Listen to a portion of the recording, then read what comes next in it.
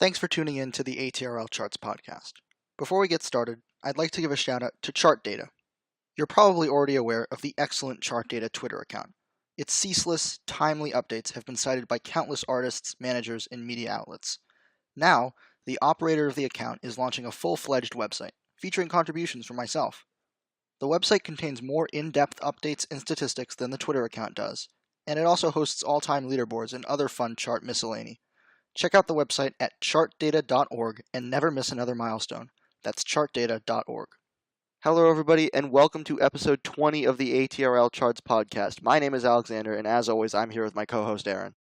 Hey, everybody. It's Mitch from ATRL. Can't wait to talk about today's topics. All right, let's get into it. We have a ton of stuff to cover today. There's been a lot of stuff that's happened in the last 7 days, and we'll start with the brand new Hot 100 that came out this week, this Tuesday.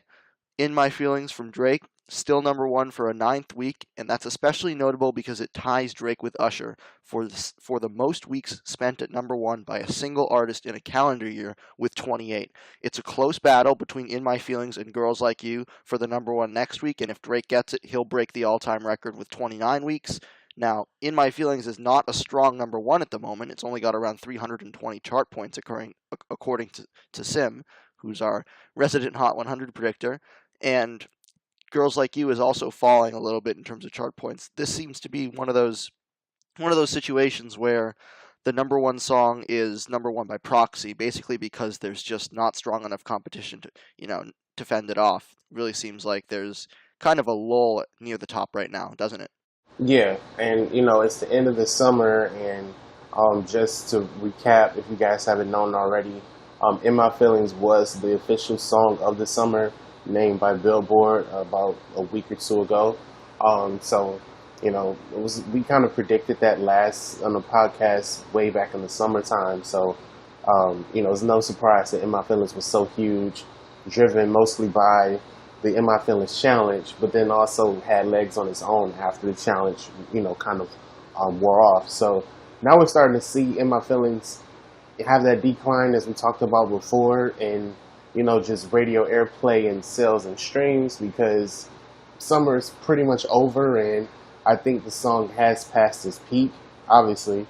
So a lot of people are, tuning away from it, but then you also have Girls Like You, which has spent countless weeks at number two, I guess for the past few weeks or so, and, it's not really having an increase in points, as you said, but just because the song is there and nothing else is coming for it from the number 3 level or below, it has a very high chance of slipping in to the number one spot just because of the fact that it's, that it's there. And not saying it's not deserving, but that's just how, charts work sometimes. And it could go number one this coming week, which Billboard actually put out an article about how close In My Feelings and Girls Like You were close to one another in chart points, or it could do it the week after, but then, things happen, and In My Feelings could get a 10th week at number one and, give Drake that all-time record of 29 weeks, or Cardi B could have a record as well for having the most most number one hits for a female rapper. So either way, history will be made in some type of way if Drake stays at number one for a 10th week, or if Girls Like You featuring Cardi B goes to number one next week. So it'll be interesting to watch. Yeah, some good storylines here. And Girls Like You has spent 5 weeks straight at number 2 so far. It's not Havana yet, but it's getting there. And since its second week, its first week was a partial week, and then its second week it shot up to the top 10. It spent its entire chart run inside the top 5, so very impressive performance from Girls Like You so far. And I want to talk a little bit about In My Feelings on radio, because God's Plan, it was very interesting. God's Plan was such a huge hit. People don't realize that it really wasn't huge on radio. It peaked at number 3, which for being the number one, what's most likely going to be the number one Hot 100 song of the year, a number 3 peak on overall radio is not that amazing. And it didn't even go top 5 on, or I think it went number 4 on pop. I have to check that. But it didn't even get to number 1 on pop. It was controversial because a lot of people thought that Drake wasn't getting his a fair shake from pop radio. And I think that's a fair argument, but I also think that it's a sign of how much pop radio has changed in the age of streaming. In My Feelings also peaked at number 3 on overall radio, but it actually peaked with a significantly lower figure, 138.8 million audience impressions overall, according to Quarb. That compares with 167.6 million impressions for God's Plan at its peak. So God's Plan was stronger, even though they had the same peak of number 3. And if In My Feelings loses the number 1 next week to Girls Like You, it's going to be because of radio. Girls Like You is the current overall radio number 1 with 165 million impressions, a pop number 1, an HAC number 1, and it's even getting some decent rhythmic airplay as well, of course, because of Cardi B's appearance. And Cardi B has had some tremendous longevity on the charts with both Girls Like You and I Like It, which has just been hanging out in the top 5 forever now. It's number 3 this week, and it just continues to put up streaming numbers and radio numbers that she hadn't seen since. I mean, even Bodak Yellow didn't have the consistency that I Like It had. Even though Bodak Yellow had momentum behind it and a higher peak, it didn't have this kind of consistency, did it? No, and you're right. I think Bodak Yellow was more, in terms of radio, was more of obviously a rhythmic and urban hit with, very light pop airplay. But then with I Like It, this is a multi-format hit where you have pop radio supporting it pretty nicely. Obviously, Rhythmic was on board, but my surprise, as I talked about before, was urban radio picking up on it, considering that the song is 2/3 in Spanish and 1/3 in English, where Cardi B, her opening verse is the English parts, and then you have J Balvin and Bad Bunny singing in Spanish or rapping in Spanish. So for that to go so high on urban radio was pretty impressive. So this is obviously a bigger radio hit than Bodak Yellow, and I think this is why it's staying around for such a long time, because of its crossover appeal. And I think this crossed her over a little bit more than Bodak Yellow did. Obviously, well, just ironically, just a year ago. So it's definitely. I think it's definitely a sign that radio is becoming more, I guess, fluid in terms of breaking down the walls of what genres to play. I guess. I mean, I guess that could be another topic for another episode. But I do think that with I Like It doing so well on urban radio, it just kind of tells me that it's going to be. I think her next era may have even more success than the current era, Invasion of Privacy, and it'll just be interesting to see how radio supports her. I mean, obviously, Rhythmic is going to be on board because that's always a perfect cross between pop songs and hip hop urban songs, so that shouldn't have any problem there. Urban, I think, will be on board with her next era, and then pop radio. Again, it's an iffy comparison, but I do think she would have some upper edge, especially if she has definitely featurings or some type of trendy song that she decides to release.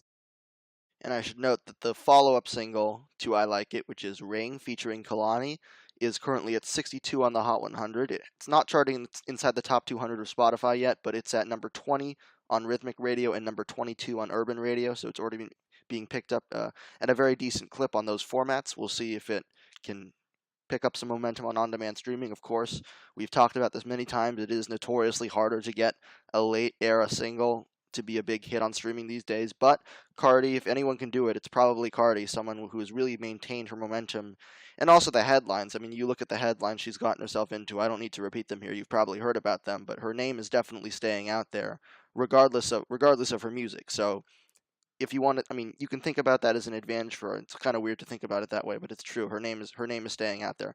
Eminem, with his surprise album Kamikaze, had a huge debut on the Billboard 200, and we talked about that last time on the podcast. Well, on the Hot 100 this week, he debuts 2 songs inside the top 10 from that album. The opening track to that album, The Ringer, debuts at number 8, and Lucky You featuring Joyner Lucas, who is from my home state of Massachusetts. I have to plug that. That song debuts at number 6, and that seems to be the song that's being the most well-received on streaming platforms. I haven't seen anything on All Access about it being sent to radio. That being said, it's got a defined hook, even though I wouldn't say it's super radio-friendly. what do you think about Lucky You's potential in the future? Do you think these songs are going to be like J. Cole songs and they're just going to fall down the charts, or do you think they'll have any legs? What do you think? What do you think's going on with Eminem here? I don't think they'll fall off like I don't think he'll have the J. Cole effect, if you will. Um, I do think they'll stick around for a while, and just because of the fact that it's Eminem and he's still getting a lot of publicity with his ongoing battle with Machine Gun Kelly, they're both releasing diss tracks at one another. So I think that's definitely keeping Eminem's profile up and keeping interest in his songs, even obviously on the streaming side because his album has been out for about 2 or 3 weeks now, and they're still doing really good numbers on both, or at least on Apple Music, or at least on Spotify and possibly Apple Music. I haven't checked that yet, but um, I do think they'll sustain and have some life and stick around on the charts for a while. As far as radio, that's always, radio's always been black and white with Eminem, or not necessarily black and white, but there's always some type of uncertainty with his singles because as we mentioned a couple weeks ago, his biggest radio hits on this decade has been with Rihanna, which was "Love the Way You Lie" and "The Monster," which were both obviously huge #1 hits. And without those features, we haven't really seen Eminem be a, I guess, force at radio. Not to say he needs radio to be successful because he's already been a majorly successful artist. But I do think the singles will stick around due to streaming and due to activity from his ongoing battle, or I guess feud, whatever you want to call it, with MGK, which is Machine Gun Kelly. But I do think the singles will stick around for a while. Yeah, Lucky You, number 6 on Apple Music, so it's definitely holding very strong there. And it's also number 3 on Spotify, only behind Sicko Mode and I Love It, of course, the new buzzworthy single from Kanye West and Lil Pump. Now, I want to talk about Ed Sheeran for a little bit, and I know that we've heard Ed Sheeran a lot, heard his name a lot over the past year and a half as the Divide era has dragged out, but Perfect is charting right now in its 54th week on the Hot 100 at number 25. And the reason that that's unusual is, if you're not aware, Billboard's rule, not a new recurrent rule anymore, but Billboard has a recurrent rule that states that if your song has been charting on the Hot 100 for over 52 weeks and it's under number 25, then it goes recurrent. So it's very rare to see songs now that are charting past 52 weeks on the Hot 100, and Perfect is an example of one. The term super recurrent has been floated around for these kinds of songs that last on the Hot 100 for longer than 52 weeks after this new rule. So it's interesting to see a case of that in action, and Perfect has really been driven by just lasting radio play, especially on adult contemporary formats. It's really been a stickler. That's not the right word. It's really been just extremely consistent on those formats, despite the fact that its on-demand streaming was never terribly strong. Even when the Beyonce remix came out, it was not threatening for #1 on streaming songs, I don't believe, and it was a late era single, of course. But what is impressive is the fact that it keeps getting YouTube views. It's doing very very strongly on YouTube, considering its age and considering the fact that it's an Ed Sheeran single. I mean, Perfect, looking back at it, I mean, what do you make of its chart run? I think it's, even though I personally don't like the song, I think it's such an impressive chart run.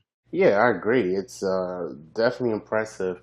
One, for the fact that it's a single, so late in the era. Well, not necessarily late in the era, but it's a third era single. The lead was Shape of You. The second single in the U.S. was Castle on the Hill, and then this was Perfect. So, he really hasn't pushed this song himself except for before, the Christmas time or the holidays started last fall, and it just kind of had legs on its own. And I always predicted it would be a sizable hit due to the fact that it was it's relatable.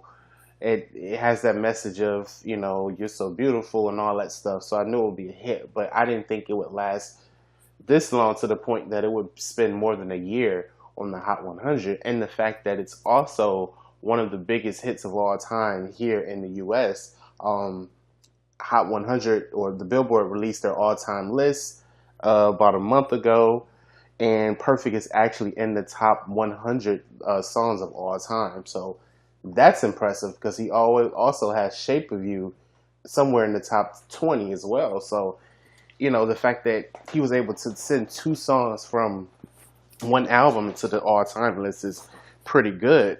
And the fact that you mentioned before, he's a huge radio staple, not only obviously at pop radio, but also at adult contemporary, which is one of the major factors of why so many songs have longevity after they peak. You see, just looking at past examples, like a lot of Taylor Swift songs from the 1989 era has so much longevity because of adult contemporary airplay. Obviously, Adele, she's a major staple at that format too. Rolling in the Deep spent over a year on the charts. I want to say Set Fire to the Rain spent about 40 something weeks on the chart. So as you can see, adult contemporary is pretty, what's the word I'm looking for? It's pretty, I guess, important for these songs to have longevity after they've peaked, because adult contemporary usually picks up songs pretty late in their chart runs, and then they stick around for a very long time at the top of the charts. I mean, looking at the chart right now on AC, the number one song obviously is Delicate, which top radio charts on adult pop and pop almost 2 months ago, and it's just now topping the adult contemporary chart. And then you also have songs like The Middle, and even Perfect is number 3 at adult contemporary, and this song has been out for almost a year now. So it's just amazing to see that type of longevity. Yeah, it really is. And I now want to talk about the hotshot debut on the Hot 100, which is it's actually not the hotshot debut on the Hot 100. What am I saying? But it is a debut on the Hot 100, and it's pretty high. 6ix9ine has yet another new song called BB. It's only a slightly different title from Fifi, and it features a Latin artist by the name of Anuel AA. If I pronounce that wrong, please don't excoriate me in the thread. But he has a new song out, and it debuts at number 30. And what I've noticed from 6ix9ine the most since his breakout, just in terms of like strategy, is that he and his team seem to be totally fine with disrupting their own song's chart runs. So Fifi is only 7 weeks into its chart run, and it's number 4, and it actually has like a non-zero chance at going number 1 eventually. I mean, it's not a high chance, but it certainly has a chance to go number 1, considering the fact that it's still gaining on rate and it's holding steady on streaming. So it's interesting to see him just go and release a new song with a relatively high-profile Latin artist and say, okay, here's another song. It reminds me of when Gummo was out, and he came out with Cuda, and that kind of I don't want to say it cannibalized Gummo, because I don't think it did. I think the songs kind of just coexisted as the minor / moderate hits they were. And it's interesting to think about. I mean, 6ix9ine you don't think of as an album artist, of course. He has one album. I'm not sure if he considers it a mixtape or an album that has a couple of his past singles on it, like Gummo and Cuda and Gotti. And I just don't know whether does he have a plan here, or is he just dumping singles? It's interesting. I might be overthinking this, but it's just interesting to see how 6ix9ine just seems to totally disregard the idea of a release schedule. Yeah, I think, excuse me, I think we kind of touched on this before. I think most artists, or especially newer artists these days, or even like some veteran artists as well, they're just gonna, in my belief, I think they're just gonna release a collection of singles, obviously spaced out, and just kind of see how they do with the public, and then take all the successful singles, put them on an EP or a small album, and that way in the long run, because as you know, the RIAA, which is the recording industry, sorry, I don't know the full acronym, but the RIAA are the ones who are responsible for certifying albums and singles. Now, technically, after an album has come out, and if the songs attached to that album have enough total consumption, it can be certified platinum, double platinum, gold, or whatever. So I think that's probably a release strategy that some artists are probably going to I guess, motion into maybe. And it kind of makes sense if you want to look at things, or if a label wants to look at things from a successful standpoint, if you will, because the time it takes to make a complete album, the time it takes to to promote that album in this day and age, it's kind of for some labels. For some labels and artists, it's probably pointless for them to do that if they're not getting any huge returns. So they figured, just releasing a single here, a single there, and seeing how well those singles do, and then taking the ones again that do really well or do okay, and then put those onto an album or to an EP, and just release it as an album, or release it as a full project down the road. So that's kind of what I see 6ix9ine kind of doing.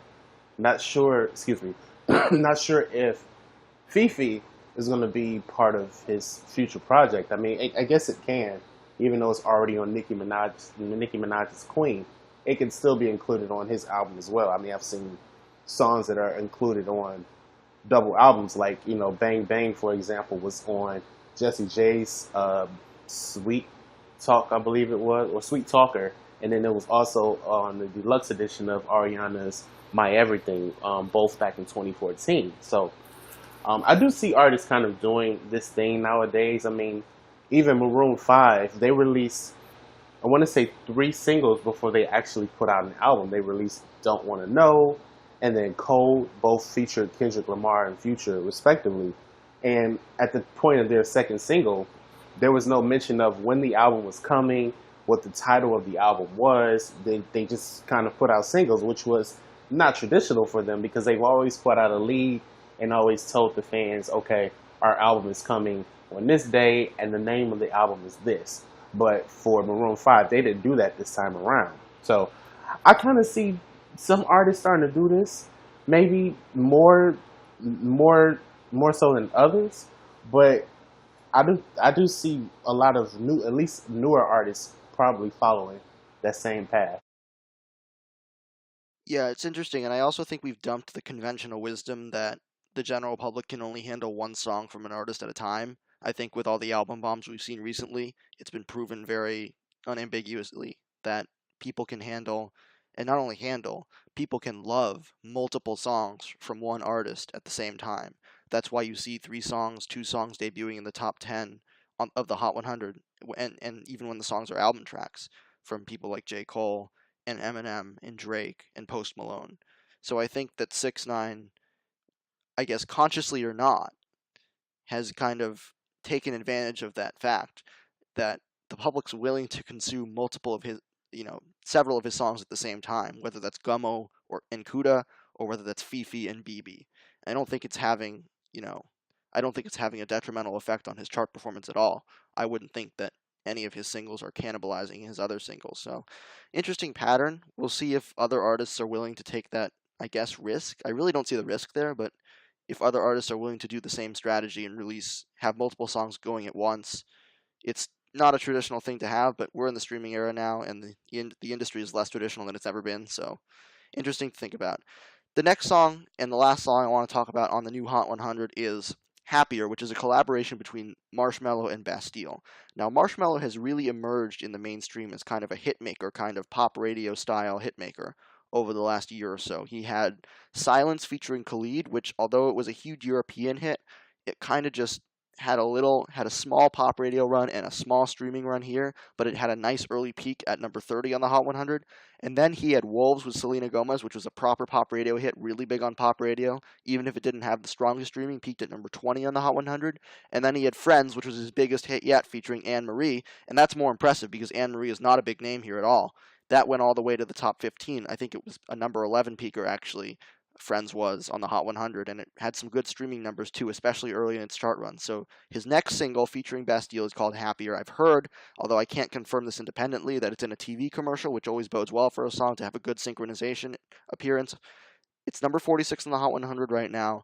I mean, what do you make of Marshmello's rise? We already have, several DJs who kind of are pop radio hitmakers, as I've said. Marshmello is becoming, like, you think of a Zed, guys that just pump out these consistent pop radio hits. You think of I mean, before the Chainsmokers, obviously we talked about how they, are not really as powerful now, but the Chainsmokers were that way. David Guetta used to be that way. Even like Avicii kind of used to be that way. We have all these dance crossovers to pop radio. Is Marshmello going to be kind of the next big thing in terms of getting dance, EDM collaborations played on pop radio? Because he has showed a willingness to collaborate with people, especially people outside of dance. Yeah, I think a lot of this, a lot of the his hits, or a lot of, not his hits, but a lot of Marshmello's previous hits suggest that they're in the direction of becoming, hit makers. They're very still early in their, hit making career, at least here in the U.S. But I was surprised to see that they collaborated with Bastille, who, really haven't heard of since, to be honest with you, since 2014 when they had Pompeii. I hope I'm pronouncing that right. Pompeii in 2014, which was a huge hit. It peaked at, went top five. It was a hit overseas, and then it, crossed over here to the U.S. And I remember that being such a huge radio hit on, not only on alternative radio, but also on, pop and adult pop, and even adult contemporary as well. And then after that, they just kind of disappeared, or their follow up singles didn't do as, obviously nowhere near as well. So for Marshmello to reach out and to collaborate with an artist that we haven't heard much from in almost 4 or 5 years, and for them to be getting a hit once again, it's just, I guess, it just kind of proves that Marshmello is on the path of becoming solid hit makers. Not to say that they're going to be the next Chainsmokers or David Guetta, or Zed. Time will tell for that. But I do believe that they do currently have the power to, to make hits. I mean, Friends that you just mentioned, Friends, even though it didn't go top 10, it literally peaked at number 11 on the Hot 100, which is, again, pretty good. And Marshmello featuring Anne Marie, who's also been featured on other songs as well. So this Bastille collaboration is still rising, and it's doing pretty well on radio right now. I do believe that they do have the power, and they will have even more power if they decide to reach out to other artists as well to collaborate with. Yeah, I think he's really got some clout in the industry now that he didn't have a year ago, and it's quite, frankly, interesting to see the rise of these dance artists and their subsequent fall, because you have to, like, a lot of the EDM artists, they only stay around for a couple of years before they kind of get ditched by pop radio, and it's interesting to see how quickly that happens. We'll see if the same thing happens with Marshmello. Of course, we can't tell that we can't tell if that'll be happening quickly right now because all he's seeing is success. But we'll check in with him as the podcast rolls on. But right now, I want to pivot to talking about some more macro data, if you will. Hits Daily Double released two top 50 charts, a top 50 album chart for the year, and a top 50 streaming songs chart for the year. And I just wanted to talk about those two charts because I found them very interesting looking at them. And of course, I will link these charts in the thread when I post this podcast. The charts are already threaded on ATRL, so you shouldn't have trouble finding them. But if you want to kind of take a look at the charts as we're talking about them right now, you can do that. I'll put the link in the post with this podcast. So we're just going to be referring to that chart, so don't be too confused if we're talking about numbers or artists that you don't see. We're just referring to these two top 50 charts. And the first chart I want to talk about is the top 50 album chart for the year. Now, Drake is number one, unsurprisingly, with Scorpion, almost 3 million units. Post Malone taking the number two spot with 2.5 million units. And The Greatest Showman soundtrack, which has been obviously so massive in the UK, takes third place with 1.9 million units. Now, I want to ask you, as you look at this chart, whose performance is most impressive to you? Even though Drake is doing 3 million and that's number one, that might not be the most impressive performance to you because, of course, you would expect him to pull those kind of gargantuan numbers considering his popularity and considering the climate. So looking at the chart overall, what stands out to you? Honestly, I think, Drake is impressive for me no matter what, because, it shows that he still has power, and obviously supported by three huge singles. That's still pretty good. Nowhere is obviously as good as Views, but still pretty good.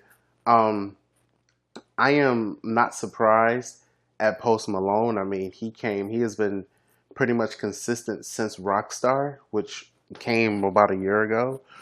And even though Congratulations was a pretty big hit, obviously it's certified almost diamond, according to the RIAA. Um, Congratulations kind of put him up there, but then the Beer Bong and Bentley's era kind of just launched him into a new, I guess, a league of his own, if you will, because he kind of started really low with his first era, which was Stony, and he just kind of catapulted almost not necessarily overnight, but it was pretty quickly, if you will. But I'm pretty impressed by him. Didn't know that he would be sticking around this long, to be honest with you.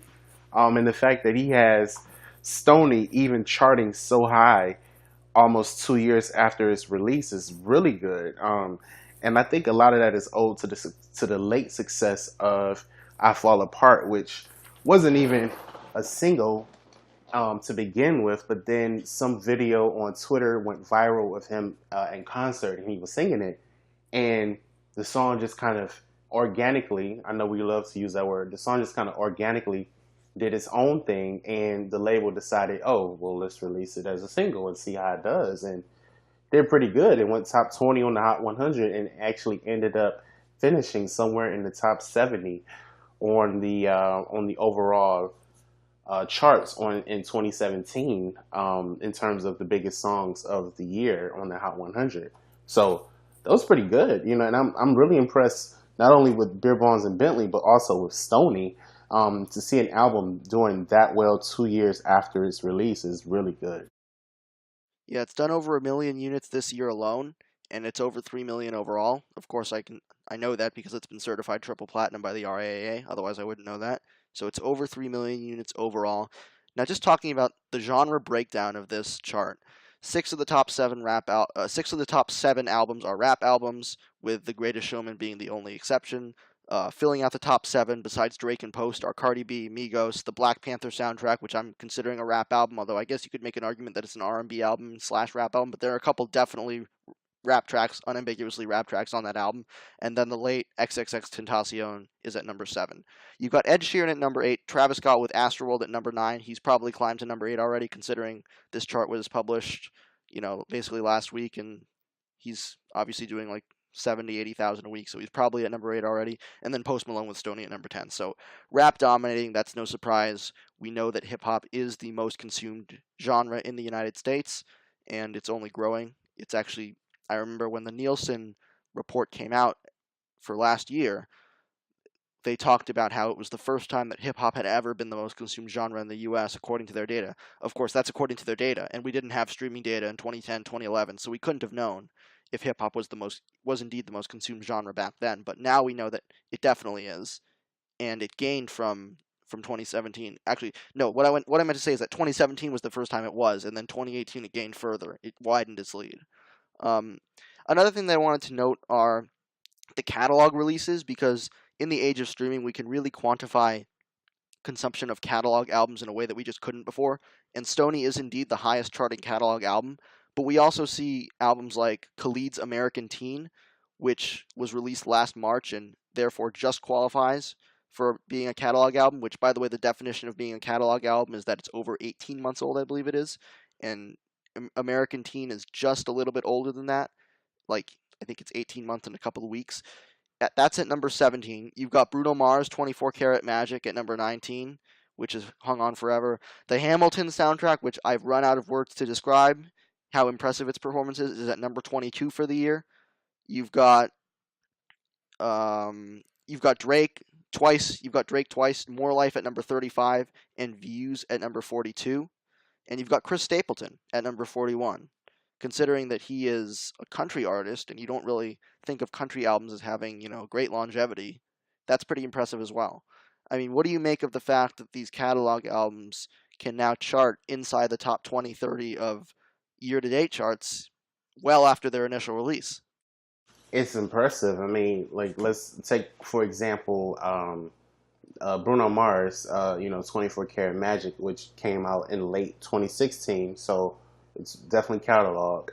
Um, he had, even considering That's What I Like, which was a huge hit in 2017, pretty much the first half of 2016 or 2017 was a huge hit. And then this year he had Finesse, which was not nearly as big as That's What I Like, but still, the fact that it was able to generate almost this year alone 700,000 units just from pretty much Finesse alone is pretty good. And we haven't really heard too much from Bruno Mars without, or with the exception of Finesse. For him to generate that many units just from one single is pretty good. And considering that it's out charting new albums, is really impressive.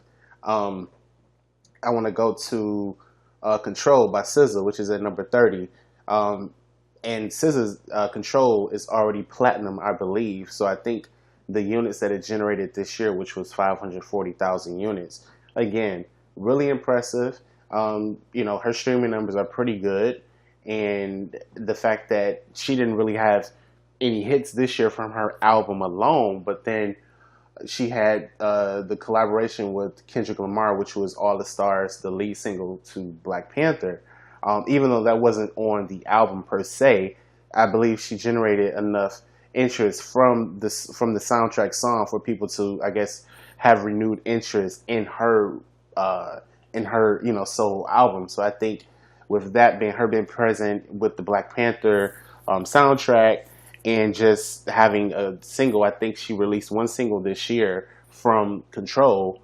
Again, that's pretty good that these albums that have been out for over a year are being consumed still and being on par with albums that have been released like in the last 6 months, or basically since January. And another one that I want to point out right quick was Views. Views has been out for 2 years, and then this is Drake's album that had One Dance, Controller, and Too Good back in 2016, and also Hotline Bling. But as we know, Drake is a streaming monster, and his streams are always going to be impressive, no matter how you look at that. So I think a lot of Drake albums, even if you extended this list down to 100, I'm pretty sure you would probably see Nothing Was the Same, his 2013 album. You'd probably see Take Care, which was his 2011 album. You'll probably see those deeper within the list if you extended it down. So I think having great power in recurring streams, or like streams well after an album has been released, like a year or more, that's going to definitely give you the advantage to chart high in these year-to-date album lists. And if you add up Drake's units, it quickly gets ridiculous. You've got Scorpion with 3 million, More Life with 500,000, Views with 500,000. That's already 4 million. You've got Take Care, Nothing Was the Same, If You're Reading This, It's Too Late, and What a Time to Be Alive. And those together are probably another million. Drake has probably earned, from his albums alone, and not counting all of the tracks that he's featured on and all of the standalone singles that he hasn't put on an album, which there are a lot of. I mean, you can think of them back to back, Summer 16, Charged Up, all these songs that he releases as standalone singles, they earn units for him too. But just from the songs that are on his albums, that's probably 5 million units alone so far this year. And he probably ends up with 6, maybe even 7 million by the time this year's over. So that's just ridiculous. And I want to talk about Control for a second. Control is a tremendous example of an album that totally relied on Apple Music for its streams, and it worked. I'm looking at SZA's Spotify chart history now on Quarb, and none of her songs from Control peaked in the top 20 of weekly Spotify, and only one peaked inside of the top 50, which was Love Galore, peaking at number 24 on weekly Spotify. The Weeknd, despite being a pretty big hit overall by her standards, peaked at number 90 on US weekly Spotify, which is very low. And it just goes to show you that Apple Music can do enough for you to make your album a big success, even if you don't, because you have to remember, Control is a streaming driven album. This is not an album that's 70-60% of its units are coming from pure sales. No, I would venture to guess that 80% or so of its units come from streaming equivalents now. So it just shows you how impressive Apple Music's influence can be on albums like this. So interesting case there. Now I want to pivot to the top 50 streaming songs chart, which I have pulled up an adjacent tab. Pull that up if you want to kind of follow along with us. And of course, you see God's Plan with a massive lead, already 800 million on-demand streams for the year so far, which is absolutely insane. That's over 300 million more than the number 2 Psycho. Drake takes up slots 1, 3, and 4 on this chart, and also number 8.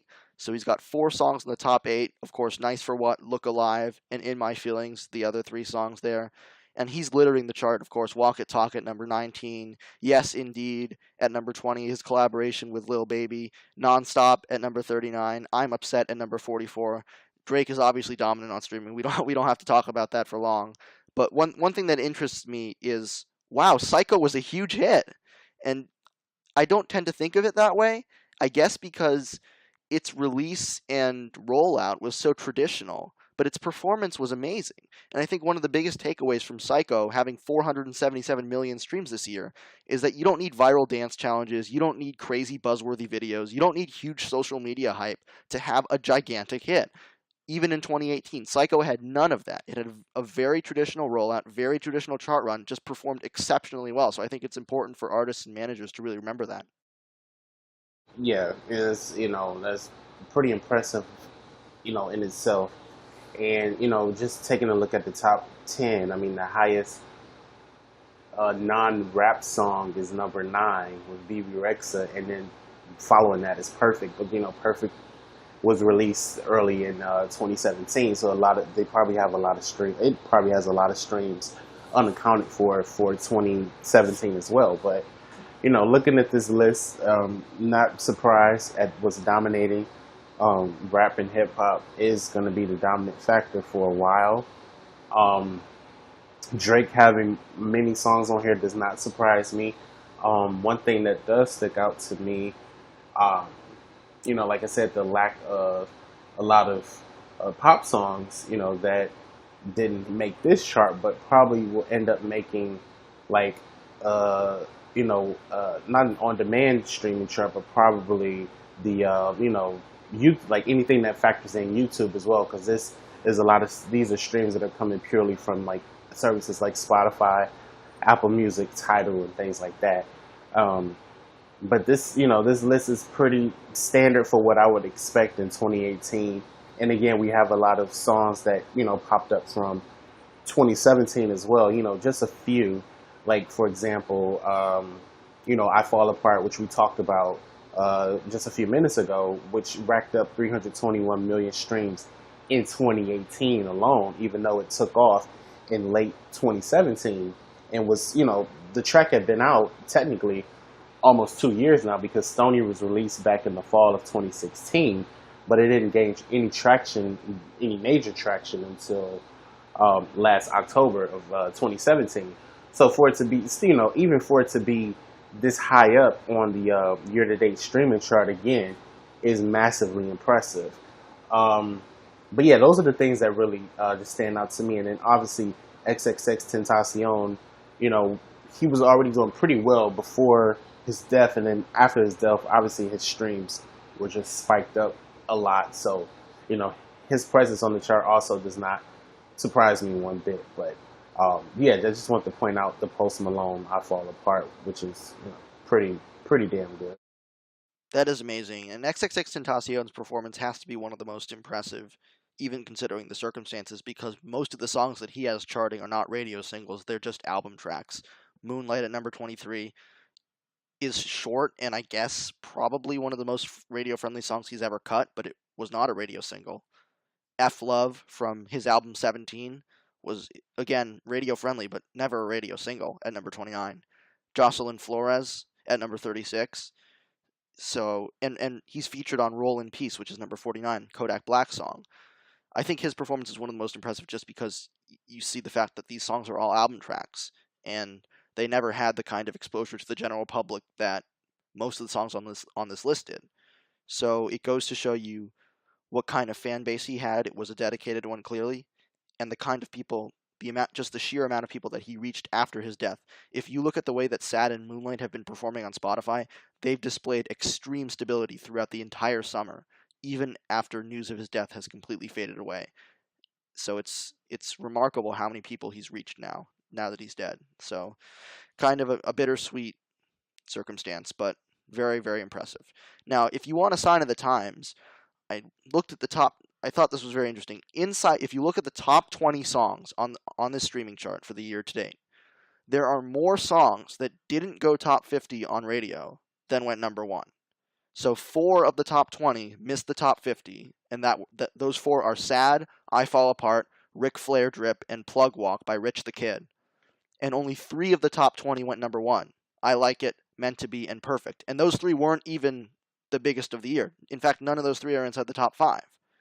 And it's not like these songs aren't huge hits. 16 out of these 20 songs went top 10 on the Hot 100. And we have a lot of number ones here. You look at God's Plan, you look at Psycho, Nice for What, Rockstar, In My Feelings, I Like It, Perfect, all number one songs. So it's not like these are not big hits, but still, that's pretty amazing that there are 4 of them that didn't go top 50 on radio, and only 3 of them that went number one. You look at the gap between radio and streaming, and I think this exemplifies it, this statistic. Yeah, and we talked about this before, and it's just the disconnect that we've talked about with how streaming audiences and radio audiences are not the same, and this is just proof of that. And this is what I was saying before, is that a lot of these huge streaming artists don't really need a major radio hit to be a hit, or to be a top 10 hit, or even be a number one hit. Because streaming is, especially if it's paid streaming, it's going to push you well up on the charts, to the fact that radio becomes relatively insignificant. I mean, radio airplay is always great to have. If you have zero radio airplay, then your chances are pretty low. But when you have some type of even just basic level of airplay, but your streaming numbers are amazing, you're going to be out peaking a lot of the other major hits of the year that has like twice or even 3 times the amount of airplay that the other one has. So yeah, this is very impressive. And I also wanted to note one last thing before we move on, that a lot of the songs on this chart are not high-peaking songs or songs that lasted a while inside the top 20 or 30. Songs like King's Dead and Candy Paint, I think maybe spent 5 weeks inside the top 20 or 30. I mean, I haven't looked at the data, and I probably should have, but wow, actually Candy Paint only peaked at number 34. So you see, the larger point is that you don't need a high peak anymore to have a really successful song overall. Because with streaming we can measure consumption well past release, you can have a song that peaks, at a very modest level, like King's Dead, but it maintains itself. And maybe it's on an album that's really successful, like King's Dead is, and it benefits from that. And it just chugs along, and boom, it's top 25 for streaming for the year, with 247 million streams. Any artist would kill for that. And yet, this is with a number 21 peaking song that wasn't even the biggest song off of its parent album. So, it's a good lesson to learn. You don't need a high peak. What we value today in the music industry is consistency and longevity. And you can look at that with Candy Paint. Candy Paint was a song that really just kind of took off out of nowhere. Even it shot up on the streaming charts from like the deep hundreds on Spotify, and shot up to like the top 10 for a little bit, and then started falling back down again. But it fell so gradually, and I didn't realize this at the time, it fell so gradually that it just kept picking up streams, and boom, now it's got 224 million streams for the year. So you don't need a high peak, you need longevity. Well, you don't need longevity, but I'm saying that longevity often trumps peak. And so this chart is, gives you a couple great examples of that. Now, I want to pivot to our next topic, and this is a topic that's very interesting and that Aaron brought up to me, and I was like, wow, this is really true, and it's very interesting to talk about because there are a lot of ramifications for other artists talking about this topic. And this topic is Sam Hunt. Sam Hunt, of course, is an artist, a country artist, country/pop artist, but really a country artist at heart. And he emerged in 2015 with the single Take Your Time. This was a number 1 country radio hit and a big sales hit that eventually ended up making a little dent on pop radio, a number 37 peak there. and a bigger dent on HAC radio, where it peaked at number 15. It was a huge hit because of its longevity. It peaked at number 20 on the Hot 100 and spent 32 weeks on the chart in total, 24 of those weeks inside the top 40, and it's now certified 4 times platinum. He had 2 follow-up singles after that from his debut album Montevallo, House Party and Breakup in a Small Town. They both went top 2 on country radio, and they both spent time inside the Spotify top 50 back in 2015. That's a feat that's extremely rare for a country artist, even a pop-leaning one. And to do it in 2015, when streaming hadn't blown up yet, is even more impressive. Montevallo debuted at number 3 on the Billboard 200 and has spent 160 weeks charting on the Billboard 200 so far. And I remember it was one of the most consistent country albums for streaming that there was. In fact, it was the most consistent one. And his songs were the most consistent on streaming. And then you had last year, he released a standalone single called Body Like a Back Road, which you've probably heard of, and it really seemed to cement his status as the country artist with the most mainstream crossover potential. It not only went number 1 on country radio, but crossed over completely to pop and HAC, peaking at number 10 on pop and number 6 on HAC. And it posted unprecedented streaming numbers for a song by a country artist. It spent over 6 months inside the Spotify top 50, peaking at number 12 daily on July 5th and July 6th of last year. And during its time inside the top 200, it has accumulated 227 million streams on Spotify alone. That's amazing for any song, but unprecedented for a country artist. It peaked at number 6 on the Hot 100, and it's still frequently among the most top 10 streamed country songs of the week. And if you didn't know, HDD keeps a chart of the most streamed country songs of the week, which is useful because you don't see country songs on the streaming charts. So if you want to see which country songs are doing the best on streaming, you go to HDD. They have a country song streaming chart. This week, Body Like a Back Road is number 11, so it's still up there. The song set the all-time record for the most weeks at number 1 on Billboard's Hot Country Songs chart with 34, and it was certified 5 times platinum this March. So why do I mention all this? Well, because his new single flopped like crazy. His new single was called Downtown's Dead. It came out this May, I believe. It came out sometime this spring. It peaked at 15 on country radio. This is a format that's known for its loyalty before the label pulled the plug on it, and it did absolutely nothing on streaming. I don't know how to explain this. This is why you brought this up. This is an artist who seemed destined for mainstream success, and huge mainstream success at that. A rapid decline is just something that wasn't expected from anybody. Not from Sam Hunt's team, and I don't think even from himself. So, what do you make of something like this? Is this a permanent decline? Is this an aberration? How do you even interpret such a sharp decline, especially for an artist who was near the top of his field? Yeah, and that's why I brought it up, because we always, focus on, ATRL always focuses on the quote unquote pop girls who have major flops. And we tend to focus so much on that. But then when you look into the real world, you kind of see, wait, hold on. Sam Hunt just had this huge hit just a year ago. And then this year alone, his single did not even make it to the top 90 of the Hot 100, which for a country artist, that is pretty bad. Even going top 40 for a country artist in these days is considered a huge success. Carrie Underwood, she always goes top 40. Florida Georgia Line, they're pretty successful.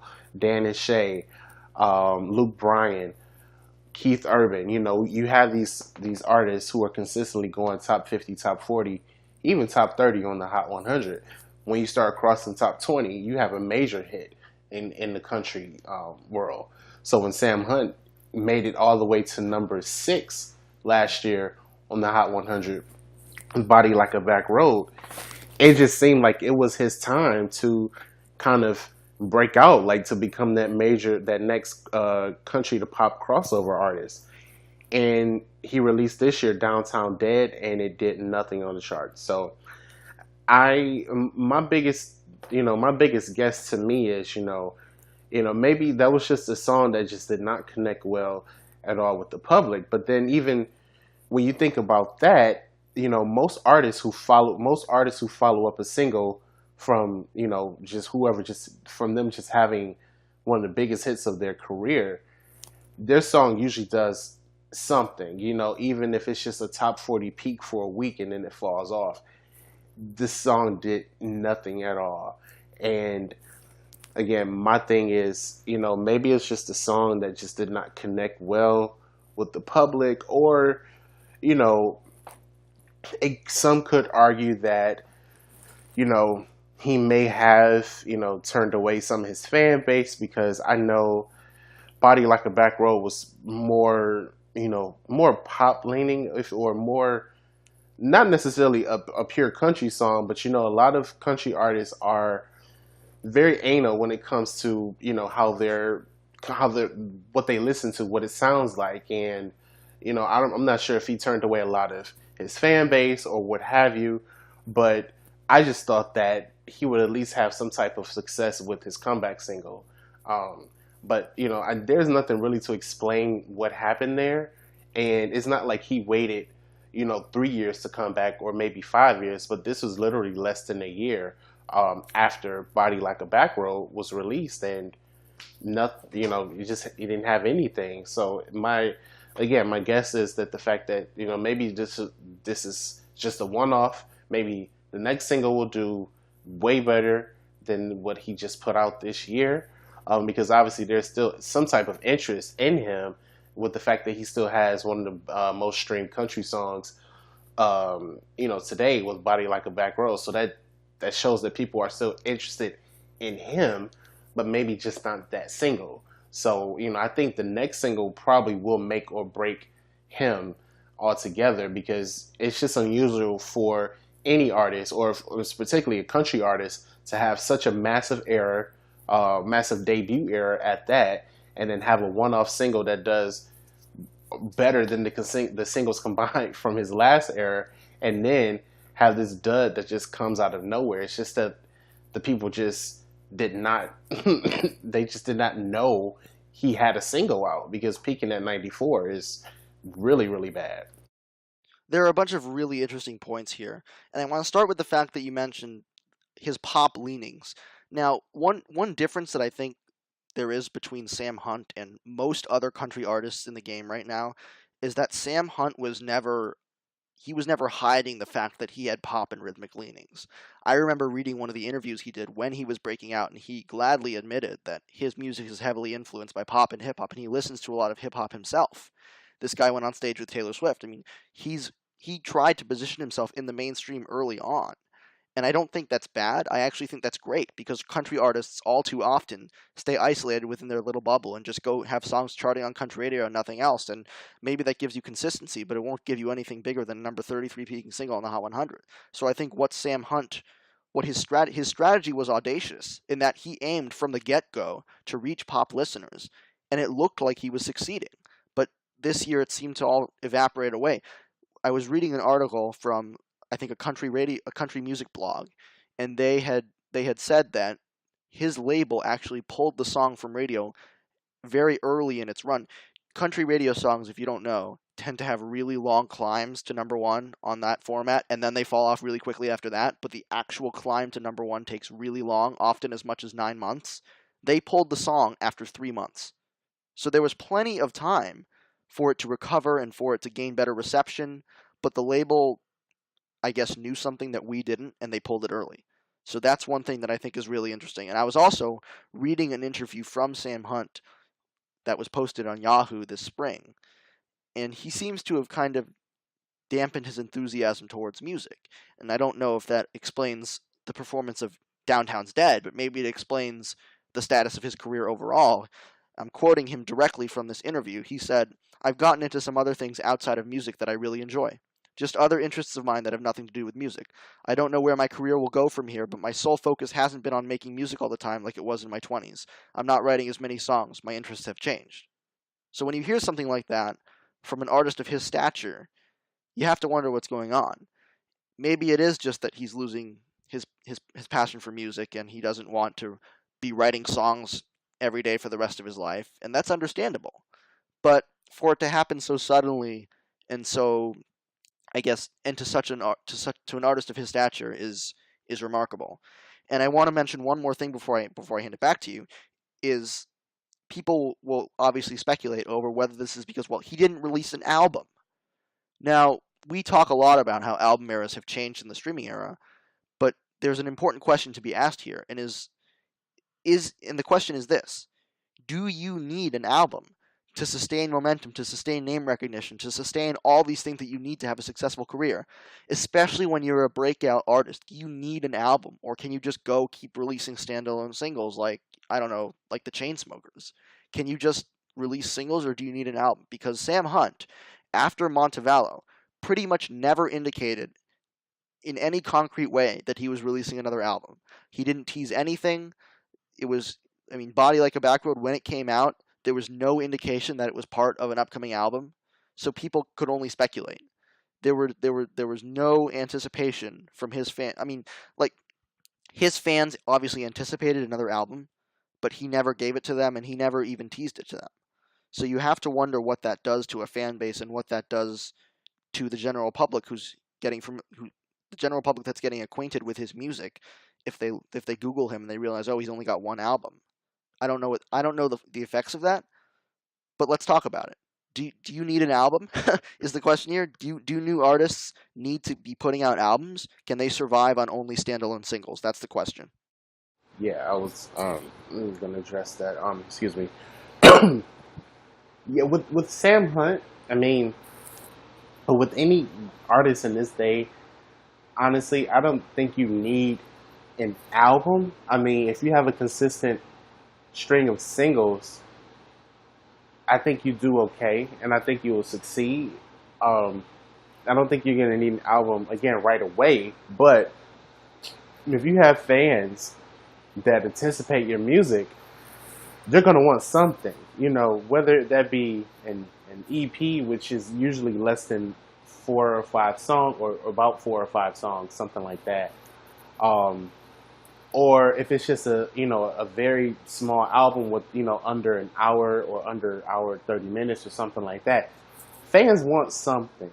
And I'm just speaking behalf on, fan bases, especially with those artists who wait, years and years to release albums. I mean, like, for example, Christina Aguilera waited 6 years between between Bionic and Liberation to release an album. So you can just imagine how our fans felt when they got new music after 6 years. Nicki Minaj, she was going on 4 years with no new music. So in the terms of fan bases and fans who love to hear new music from their favorites, yes, I do think in that sense they need an album. But to actually, I guess, sustain any type of success, like, which obviously goes beyond fan bases and through to the general public, I don't think you need an album to sustain success. I do think in the case of Sam Hunt, who hasn't released any music since, or hasn't released a full body of work since 2014, his debut studio album, I think it was important for him to kind of release something like an EP or something, just to I guess hold over the fans, or at least the general public, to at least to let them know that, I'm still here, I'm still making music. But then you just brought up an interesting point about the article, or about an interview he just had earlier this year, which I didn't know about. So just listening to what you said and what he said in that interview sounds kind of cryptic, and it sounds like he's not really focusing on making music right now. And I just kind of went on Spotify just to check his latest singles, and somewhere in that interview he had mentioned that he was going to release something new after Downtown's Dead, but that's not even on Spotify. So, his mind is probably not, his focus is probably not even thinking about making music at the moment. These artists, they go through changes. They have their personal changes, their life changes, or what have you. But you can kind of also read between the lines of that. I mean, it's not really a coincidence that after Downtown's Dead was a complete flop, that he kind of went into this, I guess, mindset. Because, if the single had done well, you have to think, well, would he have said that if Downtown's Dead was actually a hit? So you kind of have to, throw that in there, I think. But to answer the question, in terms of commercial success, I don't think you need an album to sustain that type of success. But obviously for your fans, you're going to want to have something. And then country fans are very loyal. They are loyal to to a whole degree of supporting their favorite no matter what. I mean, to an extent, obviously. Um, so you have to think, he hasn't put out a full body of work for almost 4 years, and he's kind of a new artist in the sense that he's only had one album, and he has been endorsed by a lot of country acts. I mean, Taylor Swift is no longer a country act, but she's endorsed him. Carrie Underwood has endorsed him, so he's gotten a lot of support from his peers. So, it's just interesting. Like, man, what happened?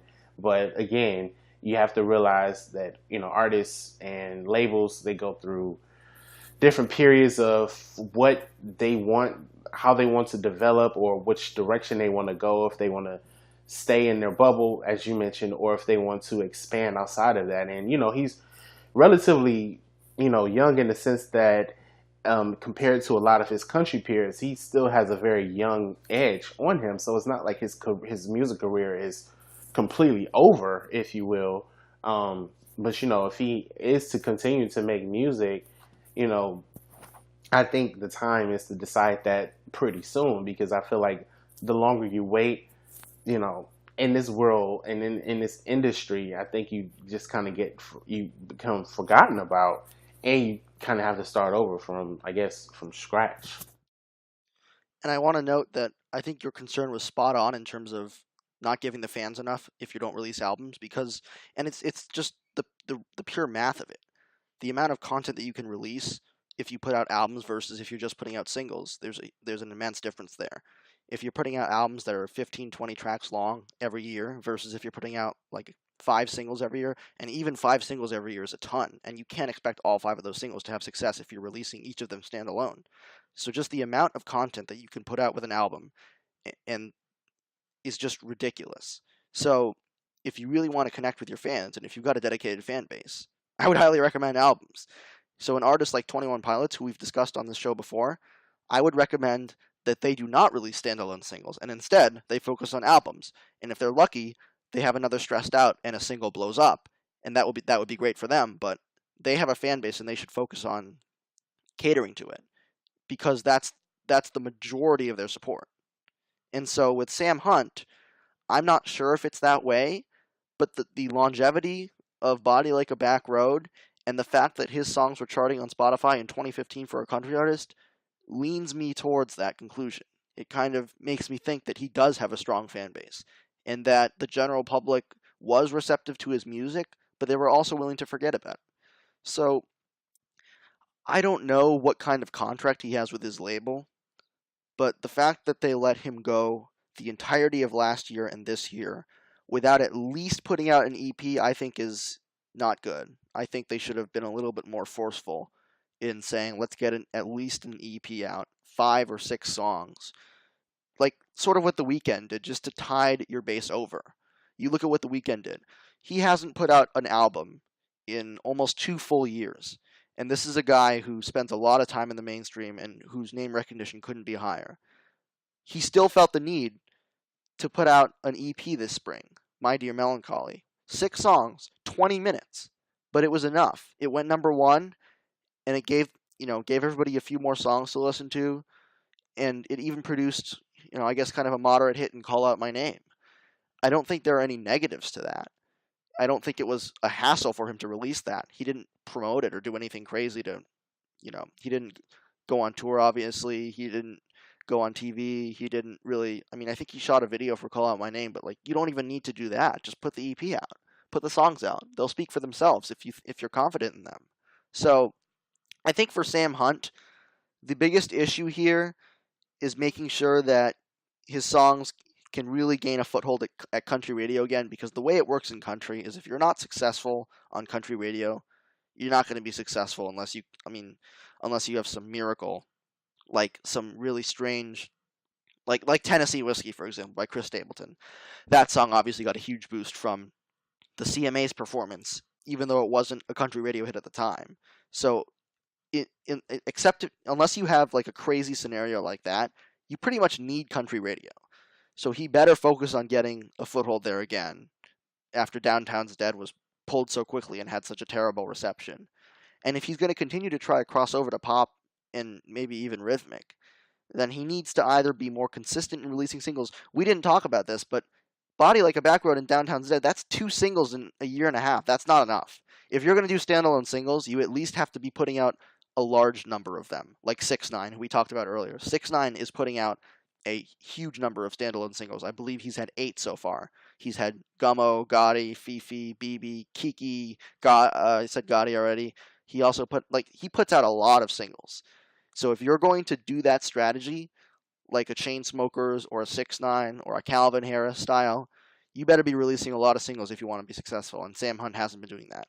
We'll talk about this more, but we're running out of time, and I do want to get to one last thing before we go really quickly, and that is Will It Go Top 10. We only have 2 songs this week for Will It Go Top 10. As always, if you have songs that you want us to evaluate their chances of going top 10, post them in the thread, tweet us at Charts Podcast. We'll make sure to cover them next time. The 2 songs that we have are Big Bank by YG and a bunch of features, and Trip by LMI.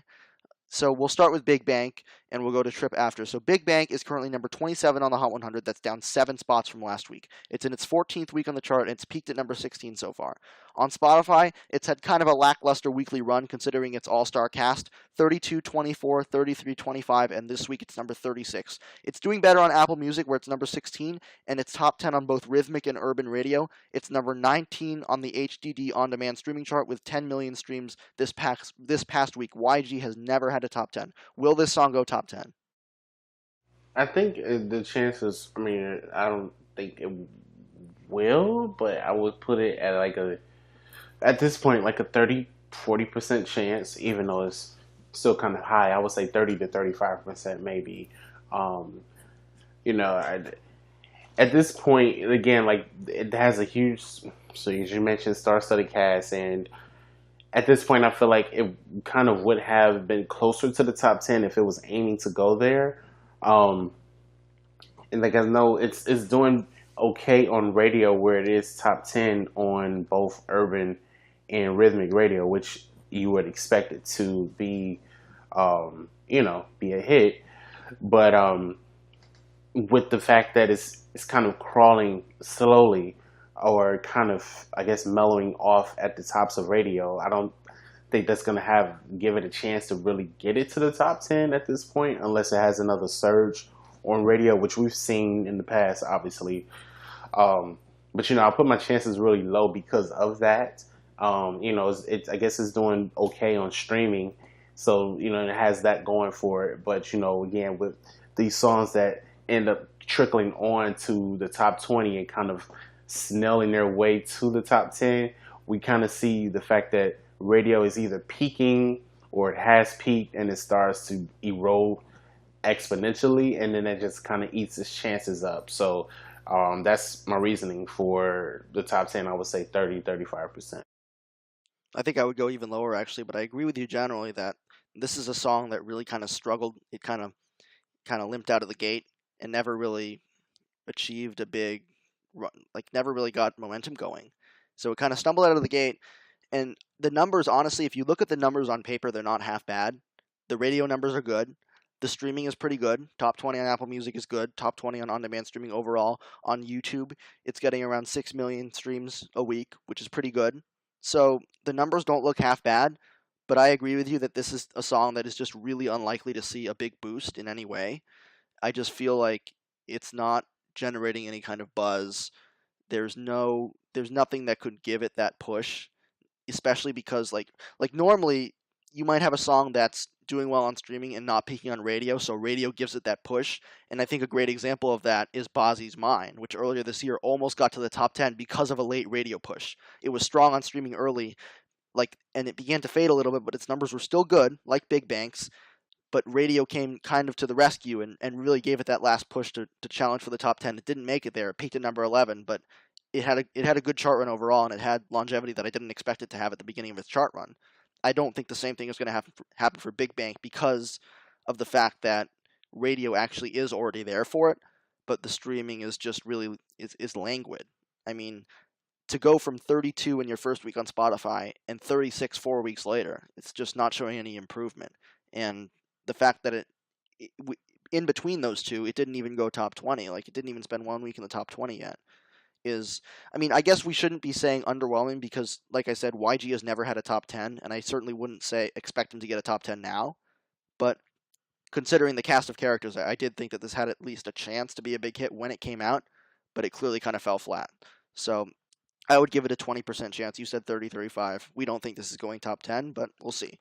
Next song, as I said, is Trip by Ella May Mai. I can't pronounce her name, so I said I can pronounce her name. I don't know which pronunciation it is, so I'm just going to call her Ella.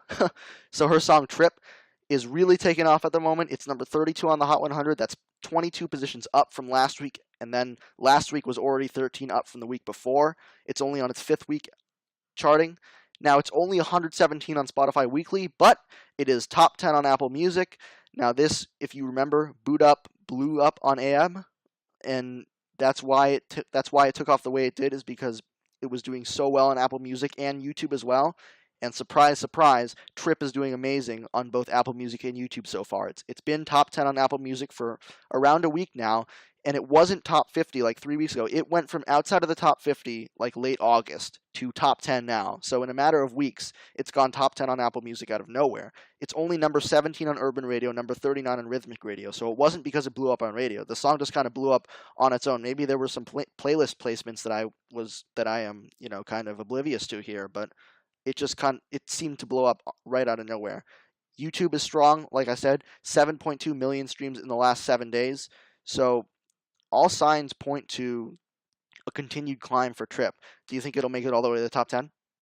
Yeah, I think this has very high potential for a top 10 placement. And I'm shocked myself because honestly, I didn't think that, excuse me, I didn't think this song would do. I thought this song would just kind of fade off. I didn't think that she would have this type of success.